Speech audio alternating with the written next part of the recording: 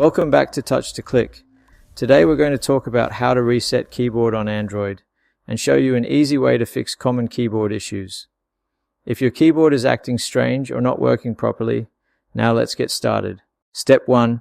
Swipe up on the home screen and tap Settings. This is where all system controls are located, and it allows you to manage apps, features, and overall phone behavior in one place. Step 2. Scroll down and tap Apps. Then select Manage Apps.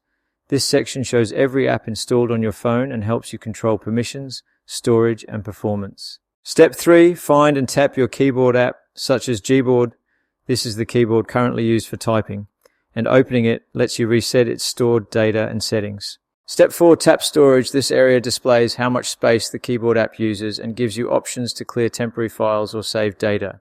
Step 5. Tap Clear Data, then select Clear Cache. This removes corrupted settings and temporary files that often cause keyboard lag, crashes, or incorrect behavior. Step 6. Tap OK to confirm. This step is important because it applies the reset and allows the keyboard to start fresh with default settings. Step 7. Repeat the same steps for any other keyboard app you use, especially if you switch between keyboards, to ensure all of them work smoothly. Thanks for watching, and don't forget to subscribe to Touch to Click for more helpful tutorials.